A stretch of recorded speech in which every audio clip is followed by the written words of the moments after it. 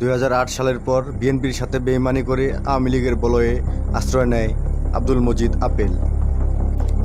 2017 সালের দিকে বিনা প্রতিদ্বন্দ্বিতায় আওয়ামী লীগের সভাপতি নির্বাচিত হন। বিভিন্ন অপরাধমূলক কর্মকাণ্ডের সাথে জড়িত এই আব্দুল মজিদ আপেল নিজ স্ত্রীকে পুড়িয়ে মারার অভিযোগও রয়েছে তার বিরুদ্ধে। ঠাকুরগাঁওয়ে মূর্তিমান আতঙ্কের নাম আব্দুল মজিদ আপেল।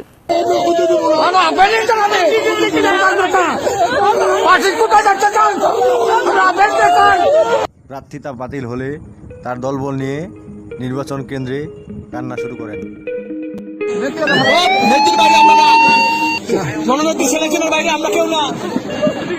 আমার বন্ধু বান্ধব, আমার গার্জিয়ান, আমার ফ্যামিলি, আমার এলাকাবাসী সবাই চায় মেয়রের চেয়ারটাতে বসো। বিএনপির সাথে বেইমানি করে আওয়ামী লীগের কাতারে নাম লিখিয়েছেন এই নেতা। শেখ হাসিনা বাংলার মা, দুঃখী মানুষের হাসি ফোটানোর শেষ ঠিকানা, একজন সৈনিক আমি। সেই জায়গা থেকে দীর্ঘদিন রাজনীতি করেছি। আওয়ামী লীগের জন্য তেমন উন্নতি বয়ে আনতে না পারলেও তেলবাজিতে ছিলেন ব্যাপক পারদর্শী। যুবলীগ সভাপতি নির্বাচিত হওয়ার মাত্র 49 দিনের মাথায় স্বেচ্ছাসেবক লীগের সম্পাদক মান্নান খুন হন। এই এলাকায় তাকে নৃশংসভাবে হত্যা করা হয়। মান্নানের স্বজনরা বলছে, অটো স্ট্যান্ডের টোল আদায়কে কেন্দ্র করে এই হত্যাকাণ্ড। যুবলীগ নেতা সজীব দত্তকে দিয়ে মান্নানকে একাধিকবার হুমকি দেন আব্দুল মজিদ আপেল। স্বজনদের দাবি, সজীব দত্ত ও মারুফ শান্ত নামে দুইজন সরাসরি এই হত্যাকাণ্ডের সাথে সম্পৃক্ত।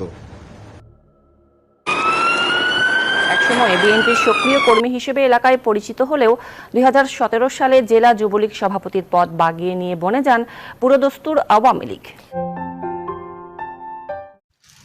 2021 সালে 50-60 জনের একটি বহর নিয়ে জমি দখলে যান আব্দুল মজিদ আপেল। জমির মালিক 8 পরিবারকে বেধড়ক মারধর করা হয়।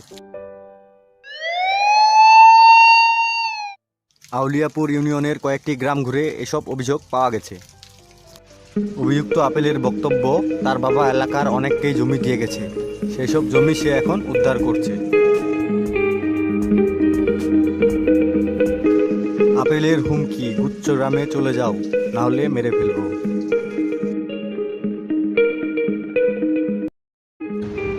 টিটু দত্ত ও সমীর দত্ত এই দুই ভাই আপেলের ডান হাত। এই দুইজনকে কাজে লাগিয়ে ঠাকুরগাঁয়ে গড়ে তুলেছেন একটি মাফিয়া চক্র। কেড়ে নিয়েছেন সাধারণ মানুষের ভোটের অধিকার।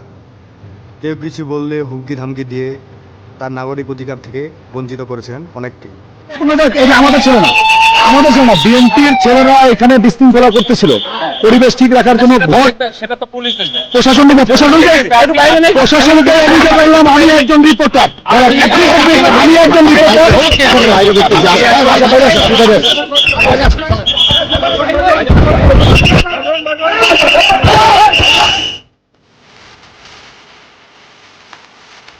অন্যায়ভাবে জাল ভোট প্রদানকালে সাংবাদিক প্রশ্ন করলে সাংবাদিকের উপর চড়াও হন তার সাঙ্গপাঙ্গরা।